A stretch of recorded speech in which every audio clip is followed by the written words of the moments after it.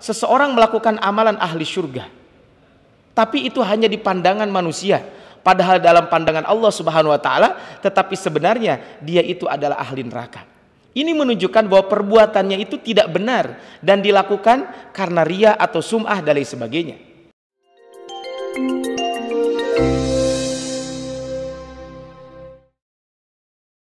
Bismillahirrahmanirrahim. Assalamualaikum warahmatullahi wabarakatuh.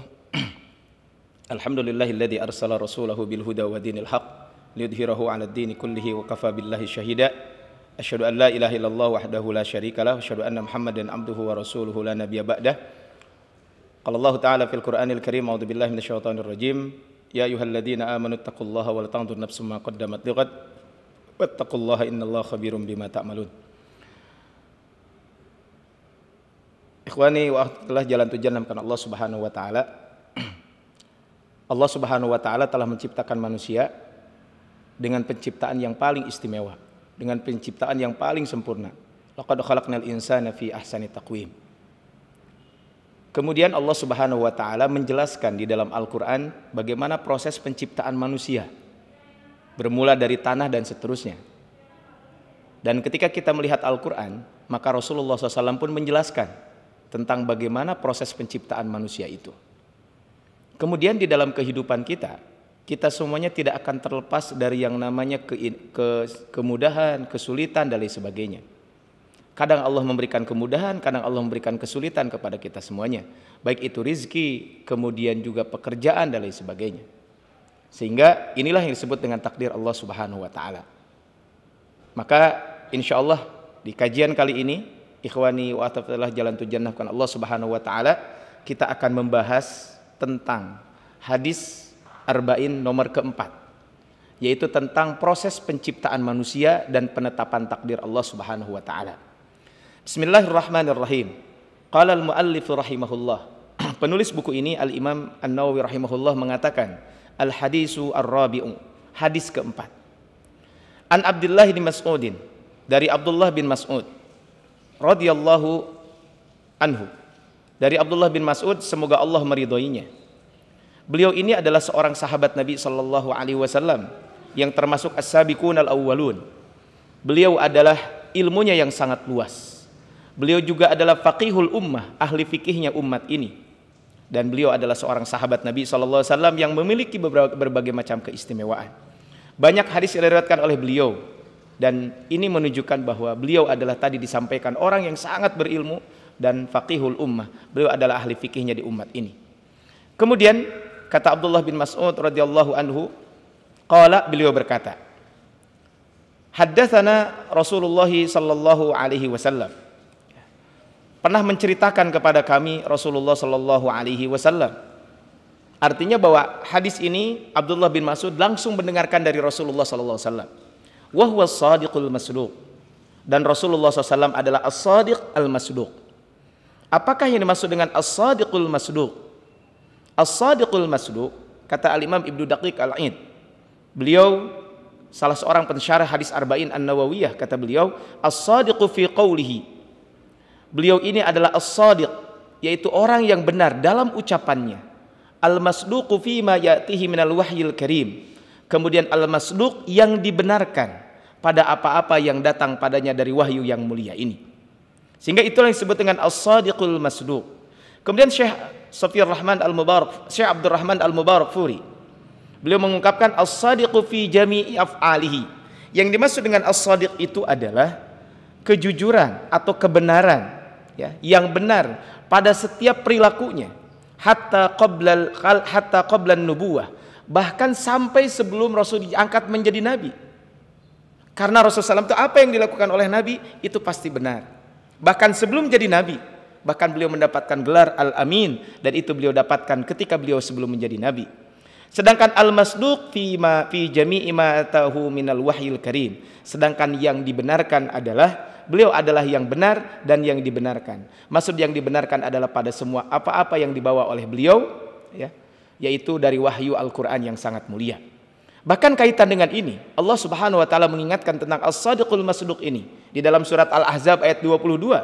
Walamma ra'al mu'minuna al-ahzab, ketika orang-orang mukmin melihat pasukan koalisi, Qalu, mereka mengatakan, hadza ma wa'adanallahu wa rasuluh. Inilah yang Allah janjikan dan Rasulnya. Wa sadaqallahu wa rasuluhu. Dan benarlah Allah dan Rasulnya tersebut.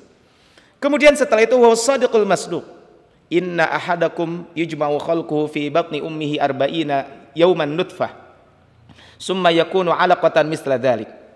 Sesungguhnya setiap kalian itu akan dikumpulkan ciptaannya dalam rahim ibunya selama 40 hari berupa nutfah, yaitu air mani yang kental. Summa yakunu 'alaqatan misla dzalik. Kemudian menjadi 'alaqah, menjadi segumpal darah selama itu juga. Al-Imam Ibnu Daqiq Al-Id ketika menjelaskan hadis ini, kata beliau, maksudnya adalah bahwa air mani yang memancar ke dalam rahim, kemudian Allah pertemukan dengan dalam rahim tersebut selama rentang waktu 40 hari. Jadi air mani yang memancar ke dalam rahim, kemudian Allah pertemukan dalam rahim tersebut dalam rentang 40 hari. Diriwayatkan dari Abdullah bin Mas'ud, beliau menafsirkan kalimat di atas dengan menyatakan nutfah yang memancar ke dalam rahim seorang perempuan tersebut, ya, bila Allah menghendaki untuk dijadikan janin, nanti adalah akan menjadi seorang manusia, maka nutfah tersebut mengalir pada seluruh pembuluh darah manusia tersebut. Bahkan kata Abdullah bin Mas'ud, bahkan sampai mengalir ke seluruh pembuluh darah perempuan tersebut, bahkan sampai ke kuku dan rambut kepalanya. Kemudian tinggal ketika itu selama 40 hari, lalu berubah menjadi darah yang tinggal di dalam rahim itu. Itulah yang dimaksudkan oleh Nabi SAW, yujma'u khalquhu. Ya. Kemudian summa yakunu mudghatan misla dzalik. 40 pertama nutfah, 40 pertama 'alaqah, kemudian setelah itu adalah kemudian menjadi mudghah, yaitu segumpal daging selama itu juga. Ini adalah proses awal penciptaan manusia di dalam rahim seorang ibu. Ini mungkin dari sisi medis, ya, ini bisa diteliti, dan memang apa yang disampaikan oleh hadis Nabi ini betul, wa huwa shadiqul masduq. Karena apa yang disampaikan oleh Nabi bukan berdasarkan hawa nafsu. Summa yursalu ilaihil malak. Kemudian diutuslah kepadanya malaikat, yaitu al malakul muwakkalu birrahim, malaikat yang tugasnya adalah mengurus rahim. Sehingga kata Imam An-Nawawi rahimahullah, beliau mengatakan dhahiruhu, ya, secara dohir hadis ini, anna irsalahu yakunu ba'da mi'atin wa ishrina yauman, bahwa malaikat diutus oleh Allah setelah usia kandungan di atas 120 hari. Fayunfahu fi khirruh, kemudian ditiupkan ruh ke dalam janin tersebut. Summa yunfahu fi khirruh.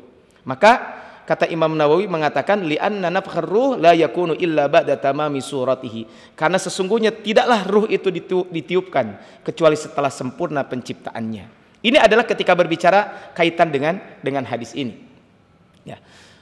Kata Al-Imam Al-Aini, wa qala ar-Raghib wa dzakara al-atibba anna al-walad idza kana dzakaran yataharrak ba'da 3 ashhur wa idza kana unsa ba'da 4 ashhur. Ini kan salah satunya ketika ditiupkan ruh, maka di situ mulailah janin itu bisa bergerak. Dan kata Al-Imam Al-Aini, beliau mengungkapkan bahwa para dokter mengatakan bahwa janin itu jika laki-laki setelah 3 bulan biasanya sudah mulai ada gerakan. Tapi jika janin itu perempuan, maka kata beliau biasanya gerakannya itu adalah setelah 4 bulan. Fayunfahu fi khirruh. Dari hadis ini, ketika 4 bulan ini ada beberapa pembahasan kaitan dengan fikih, kaitan dengan bab ini. Yang pertama adalah bagaimana hukum aborsi, menggugurkan kandungan secara sengaja. Tentu ini para ulama sepakat tidak dibolehkan.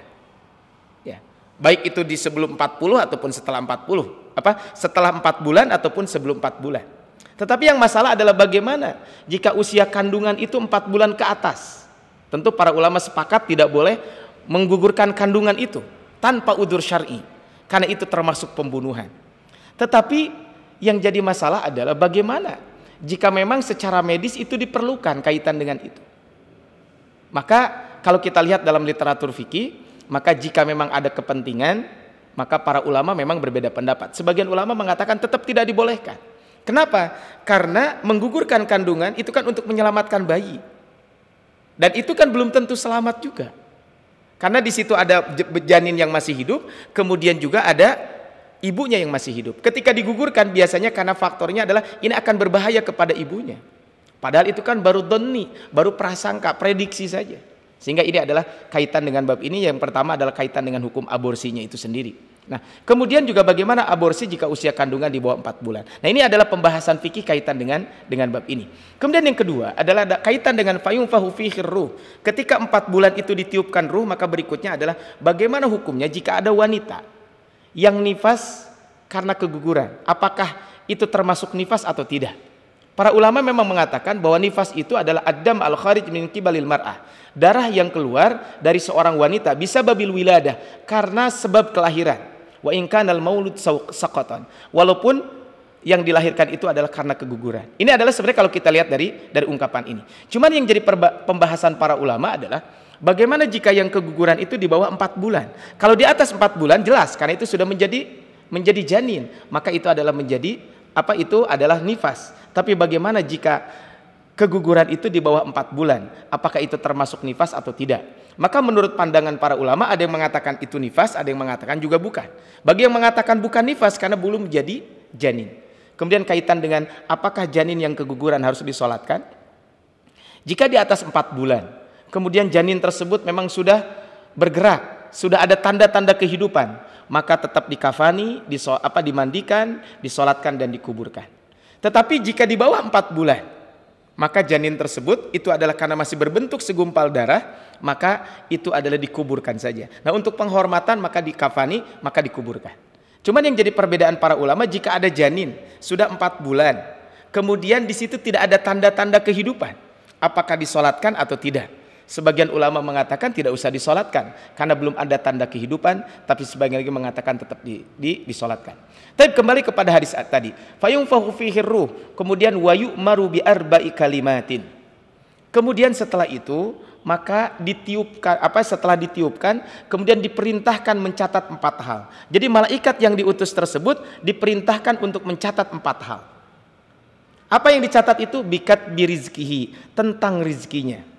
Kemudian yang kedua adalah wa ajalihi, tentang ajalnya. Kemudian yang ketiga adalah wa amalihi, tentang amalnya. Wa syaqiyyun aw sa'idun, tentang kesulitan dan kebahagiaan. Ini adalah malaikat diutus oleh Allah Subhanahu wa taala untuk mencatat kaitan dengan ajalnya, kaitan tentang rizkinya, kaitan tentang amalnya, kaitan tentang kesulitan dan kebahagiaan. Sehingga kalau kita lihat dari hadis ini, para ulama mengambil kesimpulan kaitan dengan rizki, kita tidak usah khawatir dengan rizki kita, karena rizki kita sudah ditentukan oleh Allah Subhanahu wa taala. Kaitan dengan hadis ini kembali bahwa Al-Imam Badruddin Al-Aini, beliau mengatakan, dikatakan kepadanya, itu kepada malaikat yang diutus, tuliskanlah amalnya, rizkinya, ajalnya, susah dan bahagianya. Semua itu ditetapkan dengan hikmahnya, dan hikmahnya itu telah mendahului kata-katanya. Ini kalau kita berbicara tentang hadis ini. Kemudian setelah itu, ya, setelah dicatat seperti itu, fa wallahi, kata Rasul, demi Allah, alladzi la ilaha ghairuhu, yang mana tidak ada ilah kecuali Allah Subhanahu wa taala. Inna ahadakum la ya'malu bi amali inna ahadakum la ya'malu bi amali ahlil jannah. Sesungguhnya salah seorang di antara kalian melaksanakan amal ahli surga, hatta ma yakuna bainahu wa bainaha illa dira'. Maka jarak antara dia dengan surga itu tidak ada jarak kecuali hanya jarak antara dia dengan surga itu adalah hanya 1 hasta. Fayasbiqu alaihil kitab, namun ia telah didahului oleh Alkitab, yaitu ketetapan atau takdir. Kemudian fayamalu bi amali ahlin nar, kemudian dia mengamalkan amalan ahli neraka, fayadkhuluha, dan akhirnya orang tersebut dimasukkan ke dalam api neraka. Wa inna ahadakum, dan sesungguhnya salah seorang di antara kalian, la ya'malu bi amali ahlin nar, dia hidupnya beramal dengan amal ahli neraka, hatta ma yakuna bainahu wa bainaha illa dira', sehingga jarak antara dia dengan neraka hanya 1 hasta.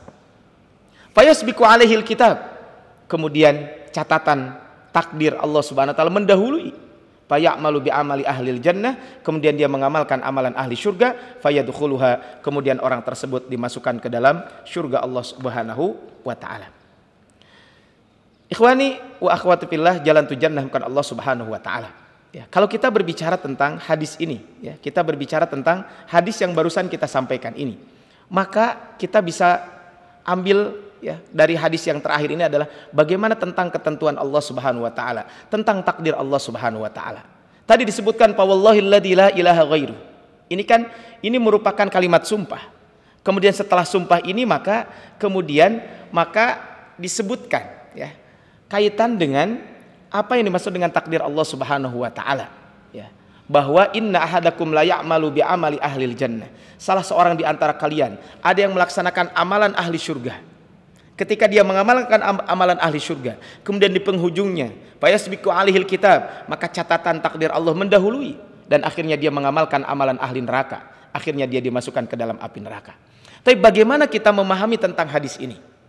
Al-Imam Ibnu Daqiq Al-Id, beliau ya cukup memadai ketika menjelaskan tentang hadis ini. Maka kata beliau, secara zahir, ya, zahir hadis ini menunjukkan bahwa orang tersebut melakukan perbuatan yang benar. Dan amal itu mendekatkan pelakunya ke dalam surga, sehingga dia hampir saja dimasukkan ke surga. Ya. Namun saking dekatnya dengan surga itu tinggal satu hasta. Tapi ternyata terhalang untuk memasuki surga karena takdir yang telah ditetapkan baginya, akhir merasa hayatnya dengan melakukan perbuatan kemaksiatan, perbuatan ahli neraka. Dengan demikian perhitungan semua amal itu tergantung pada apa yang dilakukannya. Akan tetapi bila ternyata pada akhirnya tertutup dengan amal buruk, maka seperti yang dikatakan dalam hadis tersebut, dalam hadis lain, innamal a'malu bil khawatim. Sesungguhnya amal kita ini adalah tergantung penghujungnya. Nah, maksudnya bagaimana? Kata Al-Imam Ibnu Daqiq Al-Id, maksudnya kata beliau adalah menurut kami hanya terjadi pada orang-orang tertentu saja. Ini kata Al-Imam Ibnu Daqiq Al-Id.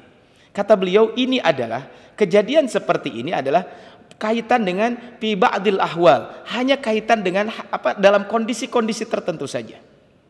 Sebagaimana disebutkan di dalam hadis, kata beliau. Di dalam hadis riwayat Imam Muslim, dalam Kitabul Iman, di dalam sahihnya Rasulullah SAW mengatakan dalam Kitabul Iman tersebut, inna rajul la ya'malu bi amali ahlil jannah fima yabdu lin-nasi wa huwa min ahlin nar. Ada hadis lain, kata beliau, bahwa seseorang melakukan amalan ahli surga, tapi itu hanya di pandangan manusia, padahal dalam pandangan Allah Subhanahu wa taala, tetapi sebenarnya dia itu adalah ahli neraka. Ini menunjukkan bahwa perbuatannya itu tidak benar dan dilakukan karena ria atau sum'ah dan lain sebagainya. Sehingga perbuatan tersebut memang secara lahiriahnya itu adalah amalan ahli surga. Tetapi ternyata secara batinnya bahwa karena dia ria dan lain sebagainya, maka dia termasuk amalan ahli neraka. Sehingga kata Imam Ibnu Daqiq Al-Id, ini menunjukkan bahwa hadis ini adalah bisa jadi ya an-nawadir, mungkin kejadian-kejadian yang jarang terjadi. Ketika orang soleh di awal mungkin saja 1-2 terjadi seperti ini. Atau bisa jadi maknanya adalah dia mengamalkan amalan ahli surga, betul, tetapi itu adalah hanya dalam pandangan manusia saja, sebagaimana Imam Muslim menyebutkan di dalam sahihnya kaitan dengan bab ini.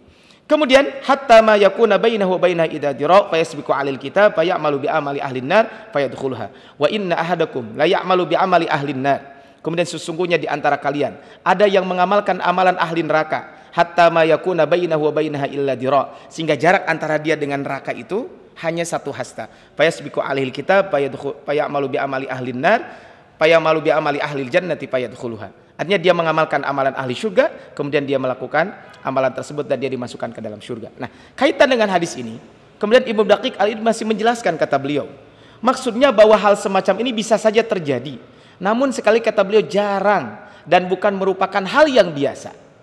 Karena kemurahan, kekuasaan dan rahmat Allah kepada manusia.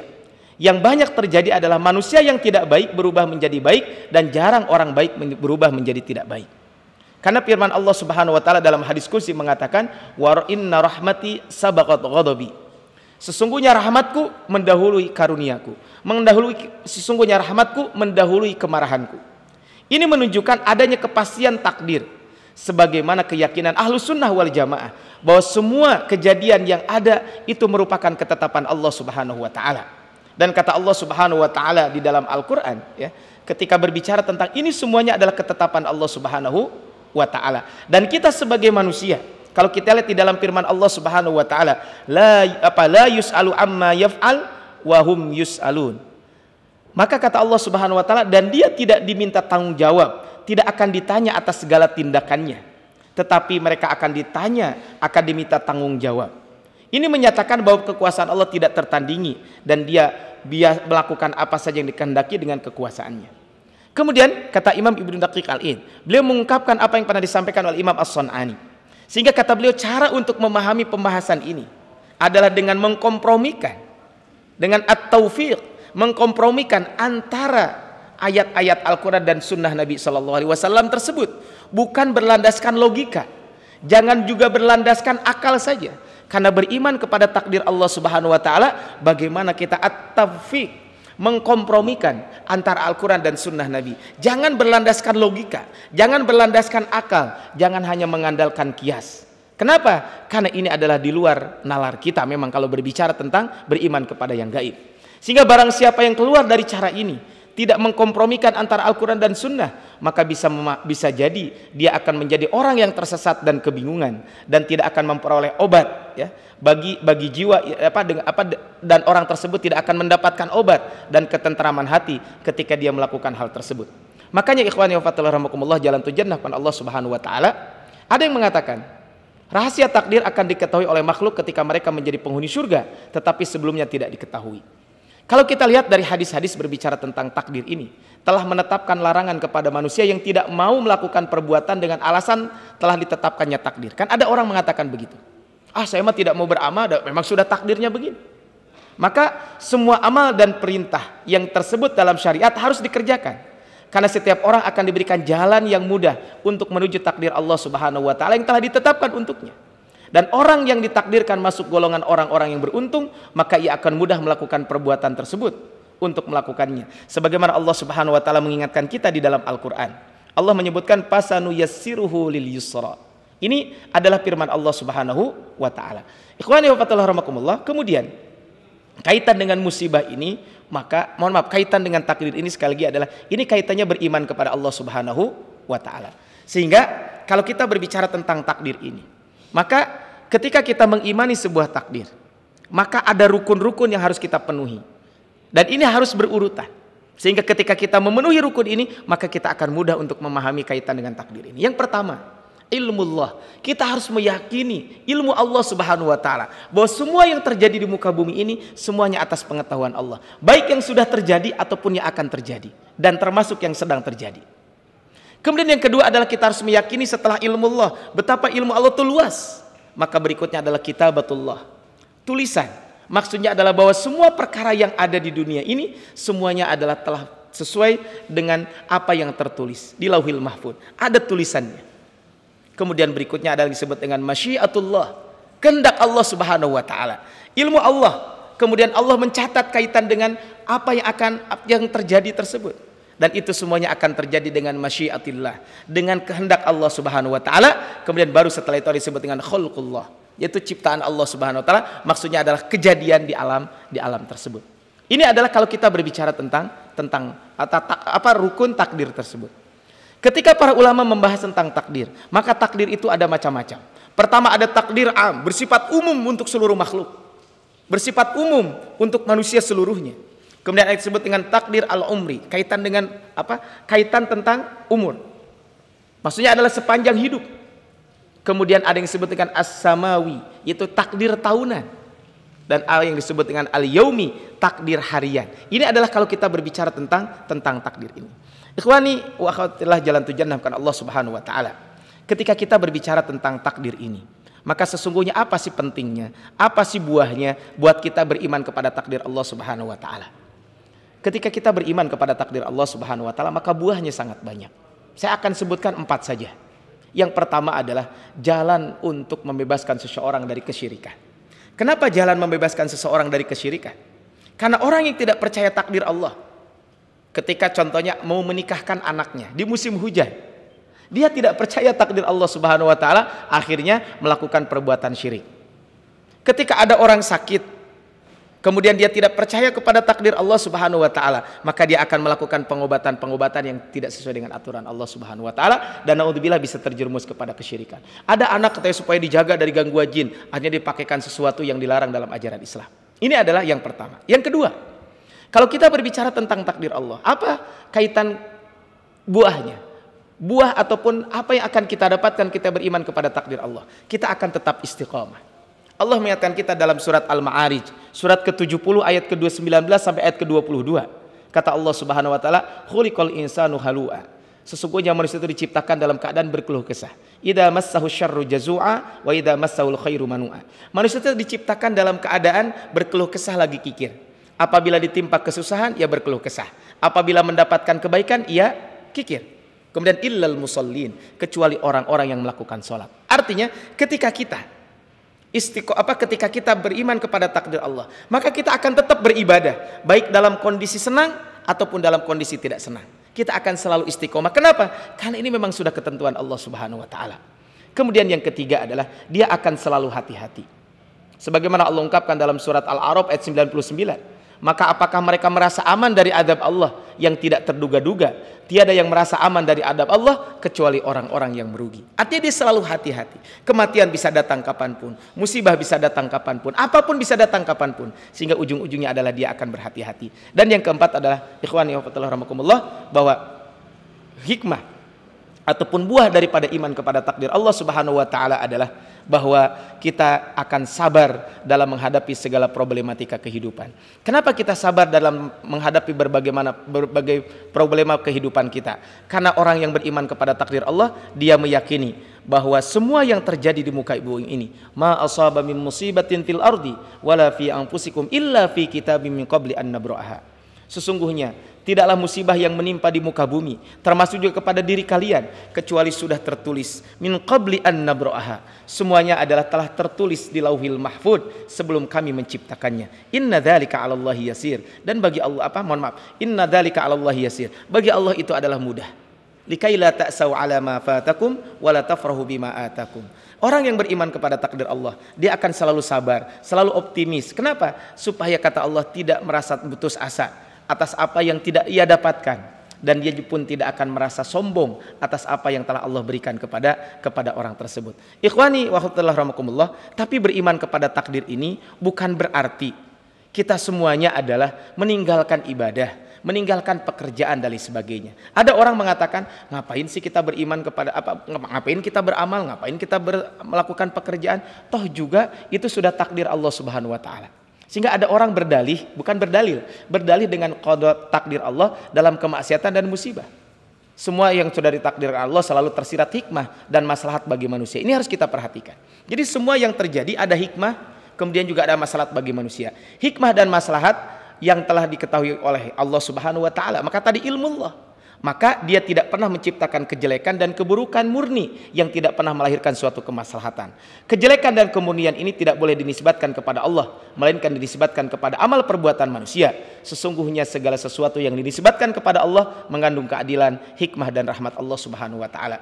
Makanya Allah berfirman dalam surat An-Nisa di ayat ke-79, apa saja nikmat yang kamu peroleh adalah dari Allah. Dan apa saja bencana yang menimpamu, maka dari kesalahan dirimu kamu sendiri. Kami mengutusmu menjadi rasul kepada segenap manusia, dan cukuplah Allah menjadi saksi. Maka kalau kita lihat bahwa segala kenikmatan, kebaikan yang dialami manusia berasal dari Allah, sedangkan keburukan yang menimpa diakibatkan dari dosa dan perbuatan yang dilakukan oleh manusia tersebut. Sehingga kita tidak boleh beriman, bukan tidak boleh beriman, tidak boleh kita berdalih dengan takdir Allah Subhanahu wa taala sehingga tidak bekerja dan sebagainya. Adapun berhujah dengan takdir atas musibah yang menimpa manusia memang dapat dibenarkan oleh Islam.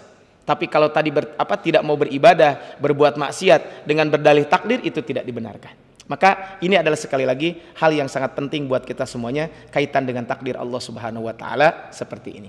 Ikhwani wa rahmakumullah, sebagai penutup adalah kalau kita lihat dari hadis ini ada beberapa poin penting yang perlu kita ambil pelajaran. Yang pertama, hadis ini menegaskan tentang posisi Rasulullah SAW di mata para sahabat yang mulia, yang seharusnya ini pun menjadi sikap kita kepada Rasulullah SAW. Wa huwa shadiqul masduq. Rasul itu adalah benar, apa yang dikatakan pasti benar, dan tentu apa yang dibawa oleh Rasul juga pasti benar, karena itu bersumber dari wahyu Allah Subhanahu wa taala. Wa ma yantiqu anil hawa in huwa illa wahyu yuha. Makanya Abdullah bin Umar kata beliau, dulu saya menulis semua hal apa yang saya dengar dari Rasulullah SAW. Saya hendak menghafalnya. Lalu orang Quraisy melarang saya dan mereka mengatakan, engkau menulis semua yang engkau dengar dari Rasul. Padahal Rasulullah SAW adalah seorang manusia biasa. Kemudian setelah itu kadang manusia biasa, kadang marah, kadang senang dan lain sebagainya. Kemudian kata beliau, kemudian pada kartu dari kali Rasul. Kemudian saya katakan kepada Rasul, kata Rasul, tulis semua yang kamu dengar. Kenapa? Karena tidak ada yang keluar dari mulut saya kecuali kebenaran. Yang kedua adalah dalam hadis ini juga menceritakan tahapan penciptaan manusia. Ini menunjukkan bahwa apa yang dikatakan oleh Rasul benar dan dibenarkan adalah salah satunya ini. Rasul tidak punya pengetahuan tentang ilmu biologi, tentang ilmu bagaimana proses penciptaan manusia, tapi beliau mendapatkan wahyu dari Allah Subhanahu wa taala, dan akhirnya Rasul menjelaskan secara detail tentang proses penciptaan manusia. Dan tentang hadis ini bisa lihat juga di dalam surat Al-Mu'minun, surat ke-23 ayat ke-12 sampai 14, ini bercerita tentang proses penciptaan manusia. Kemudian dalam hadis ini juga menunjukkan tentang ditiupkannya ruh ya ke dalam janin kandungan seorang perempuan di usia kandungan 4 bulan. Kemudian yang keempat adalah bahwa dalam hadis ini ada malaikat yang bertugas untuk meniupkan ruh, sebagaimana masyhur ada malaikat mencabut nyawa, malaikat memberikan rezeki dan sebagainya. Tapi ada malaikat yang tugasnya adalah meniupkan ruh ke dalam jiwa manusia ketika usia kandungan seorang perempuan 4 bulan. Kemudian hadis ini juga menunjukkan tentang takdir Allah Subhanahu wa taala, bahwa bagi setiap hamba semuanya telah ditentukan rizki, ajal, bahagia dan kesulitan. Tapi setiap manusia tidak dapat mengelak terhadap musibah, karena musibah itu adalah dari Allah. Kullu yusibana illa ma kataballahu lana. Sekali-kali tidak akan menimpa kami melainkan apa yang telah ditetapkan oleh Allah Subhanahu wa taala untuk kami. Huwa maulana, dialah Allah Subhanahu wa taala merupakan pelindung bagi kami semuanya. Maka seorang mukmin hendaklah beriman kepada takdir Allah Subhanahu wa taala. Salah satu takdir yang disebutkan di dalam hadis ini adalah bagaimana tentang contoh membuktikan kebenaran hadis ini. Banyak manusia yang berubah di akhir hayatnya. Ya, makanya ini juga menjadikan pelajaran buat kita semuanya, bahwa di penghujung hayat kita selalu berdoa kepada Allah Subhanahu wa taala. Dan kita berdoa semoga Allah Subhanahu wa taala menetapkan kita menjadi pribadi-pribadi yang selalu hidup dalam keadaan husnul khatimah. Karena ini adalah sangat penting buat kita semuanya. Yamhullahu ma yasha'u wa yuthbit. Allah menghapus apa yang Dia kehendaki dan menetapkan apa yang Dia kehendaki. Wa indahu ummul kitab, dan di sisinya adalah terdapat ummul kitab, yaitu Lauhul Mahfuz, yaitu tentang semua yang terjadi di muka bumi ini, baik itu yang sebelum, yang sudah terjadi dan termasuk yang akan datang. Itu semuanya adalah akan terjadi, sehingga kita harus selalu berdoa. Makanya kalau kita lihat dalam sejarah banyak ya doa-doa ya yang dipanjatkan oleh para ulama, para salafus saleh dahulu, sampai ada mengatakan Allahumma in kana ismi fis suada fa asbithu fihim. Ya Allah, seandainya aku ini termasuk orang-orang yang dicatat orang-orang bahagia, maka ya Allah tetapkanlah aku dalam kebahagiaan ini. Wa in kana fil asqiya, ya Allah seandainya Engkau tetapkan aku berada dalam golongan orang-orang yang celaka, orang-orang yang tidak senang, maka pamhu, ya Allah hapuslah, waj'alhu fis suada, ya Allah jadikanlah aku termasuk orang-orang yang bahagia. Dan ternyata masih banyak doa-doa lain. Salah satunya adalah doa yang dipanjatkan oleh Abdullah bin Mas'ud, perawi hadis ini. Allahumma in kunta katabtani fi ahli syaqa, ya Allah seandainya Engkau tetapkan aku termasuk orang yang malang, orang yang celaka, pamhini, ya Allah hapuslah aku, maksudnya hapuslah catatan tersebut, wa asbitni fi ahli sa'adah, ya Allah tetapkan aku termasuk orang-orang yang bahagia. Dan apa yang dilakukan oleh para ulama, para sahabat salafus saleh dahulu, maka sesuai dengan hadis Nabi, la yaruddul qada illa du'a, tidak ada yang bisa merubah takdir Allah kecuali doa. Wala yazidu fil umri illal bir, dan tidak akan ada yang bisa menambah usia kecuali kebaikan. Tentu Allah akan merubah takdir, itu pun atas kehendak Allah Subhanahu wa taala dan atas pengetahuan Allah Subhanahu wa taala. Sehingga seberat apapun musibah yang menimpa kita, kita tidak boleh putus asa. Bahkan dalam sebuah hadis, seandainya kita tertimpa musibah, maka tidaklah boleh kita meminta kematian karena musibah yang menimpa kita. Seandainya harus berdoa, berdoalah dengan doa yang baik. Ya Allah, Allahumma ahyini ma kanatil hayatu khairan li. Ya Allah, hidupkan aku jika hidup itu baik buat aku. Wa tawaffani in kanatil wafatu khairun li, dan wafatkan aku jika wafat itu adalah memang terbaik buatku. Barakallahu fikum. Assalamualaikum warahmatullahi wabarakatuh.